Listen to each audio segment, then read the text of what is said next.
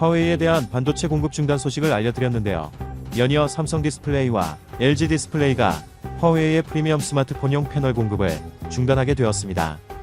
자세한 소식 전하기 전에 구독과 좋아요 부탁합니다. 미국의 화웨이에 대한 추가 제재가 오는 15일부터 발효됩니다. 그런데 이 제재안은 반도체와 파운드리에 집중되었는데요. 디스플레이를 구동하는 칩도 제재 대상에 포함되면서 삼성디스플레이와 LG디스플레이도 매우 고심하게 되었습니다. 업계에 따르면 삼성과 LG디스플레이는 15일부터 화웨이의 패널 공급을 중단하기로 가닥을 잡았습니다. 왜냐하면 사전 승인 신청을 한 후 화웨이에 공급을 할 수도 있지만 미국 측 심기를 건드리지 않겠다는 것입니다. 굳이 미국 측 심기를 건드렸다가 최대 고객사인 애플과의 관계도 틀어질 수 있다는 우려가 있기 때문입니다.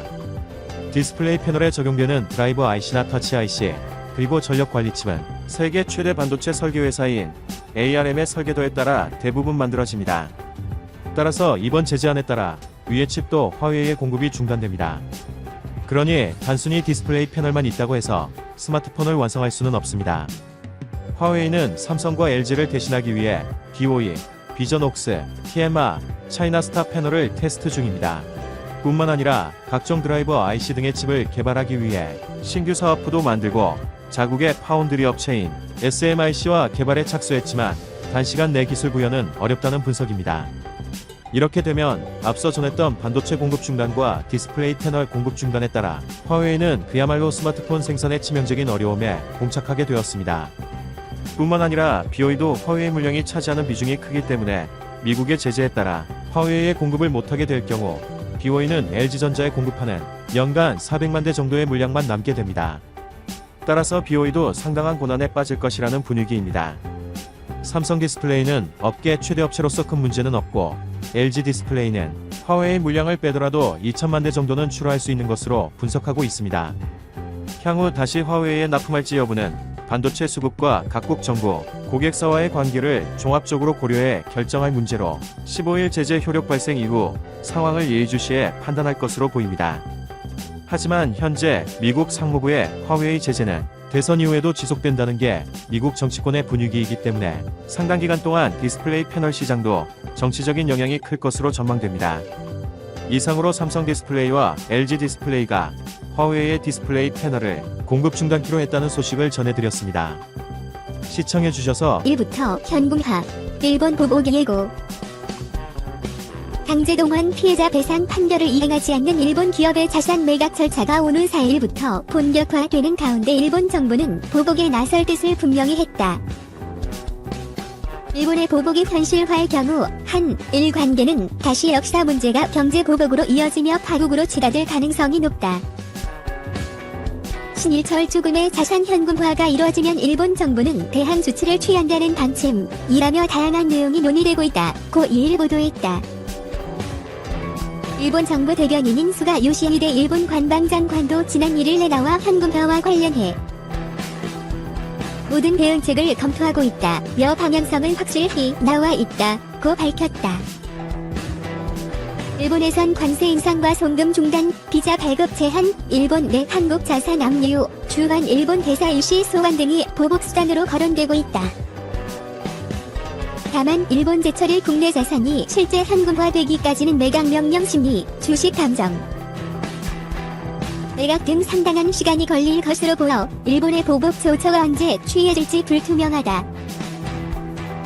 또 일본이 보복을 강행할 경우 지난해 수출 규제 때처럼 일본도 피해를 받을 수 있어 조심스러운 것이 사실이다. 이날 비자 발급 제한이나 금융 제재 등은 일본의 기업이나 국민에게 불이익을 줄 수 있다고 우려했다. 이런 이유로 일본 정부가 당장 보복 카드를 꺼내기보다 당분간 현금화 절차를 지켜볼 가능성이 높아 보인다. 일본 정부 관계자 말을 인용해 연말까지 교착 상태가 계속될 것이라고 전했다. 복수의 정부 당국자를 인용해 보복을 내비치는 배경에는 견제를 강화해 한국 쪽 매각을 만류하려는 의도가 깔려있다고 분석했다. 한일 모두 정면 충돌은 위험하다고 생각하고 있지만 문제는 해법이 마땅하지 않다는 점이다.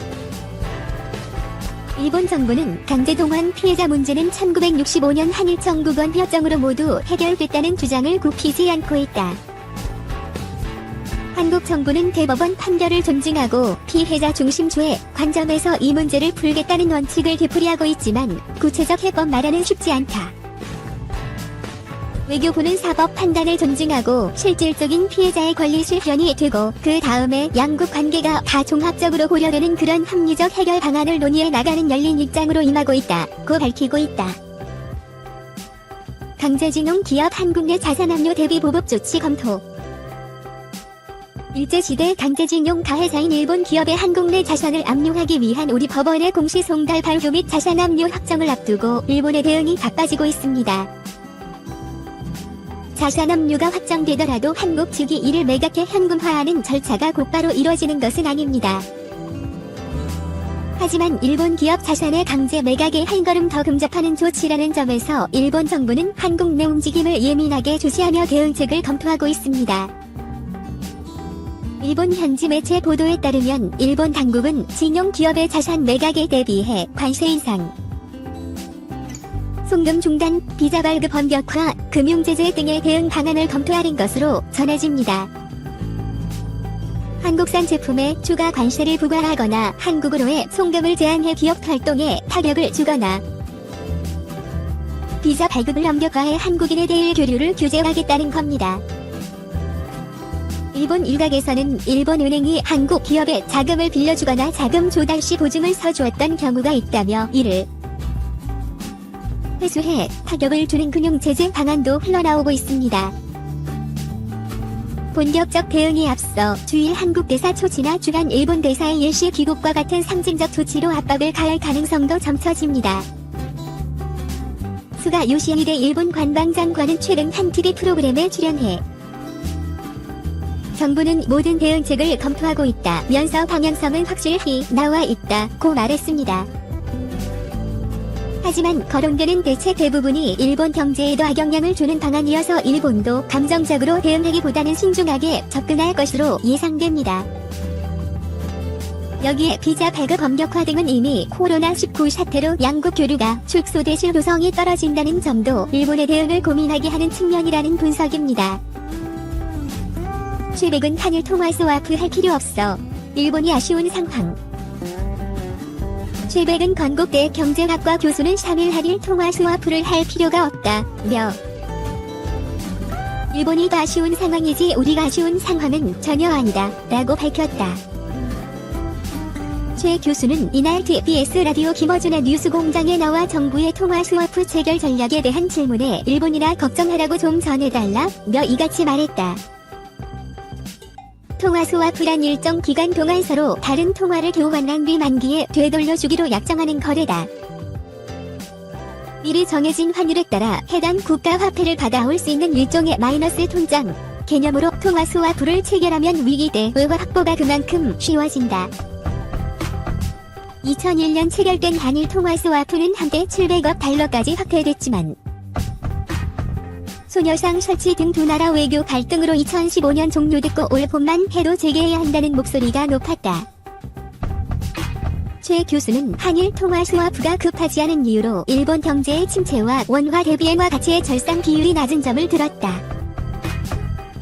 그는 일본 신용등급은 우리나라보다 2단계 낮은데도 불구하고 더 하향 조정할 가능성이 있다고 설명했다. 그러면서 마이너스 3월 20일 이후 달러 가치가 굉장히 약세를 보이고 있는데 한국 통화는 그 사이 6% 절상된 반면 일본 통화는 4.5%에 불과하다며 일본 엔화가 국제시장에서 그렇게 매력적이지 않다는 걸 보여준다고 덧붙였다. 최 교수는 일본 경제 침체가 심각한 수준이라고 전했다. 그는 일본의 2분기 성장률은 아직 발표되지 않았지만 전년 대비 마이너스 21%로 예상하고 있다고 전망했다. 문제는 이 수치가 일본이 경기 부양을 위해 일본 GDP 43%에 해당하는 2,661조 원이라는 돈을 투입하고 얻은 결과라는 게 최 교수의 지적이다. 그는 경기가 어렵다 보니 여행 지원도 계속 강행하고 있다고 설명했다. 강제동원 피해자 배상 판결을 이행하지 않는 일본 기업의 자산 매각 절차를 앞두고 일본 정부가 보복에 나설 것을 예고하고 있는 것과 관련 최 교수는 우리는 방어할 능력이 충분하다며 수출 보복보다 더 효과가 없을 것이다 라고 강조했다. 최 교수는 오는 9월 만기 예정이었던 한미 통화 스와프가 6개월 연장되는 것과 관련해서는 긍정적 평가를 내렸다. 미국 경제가 어려운데 통화 스와프를 할 필요가 있느냐는 질문에 그는 금융시장에서 달러가 아직까지는 기축통화 역할을 하고 있다 보니까 달러 확보 차원 속에서는 기본적으로 방어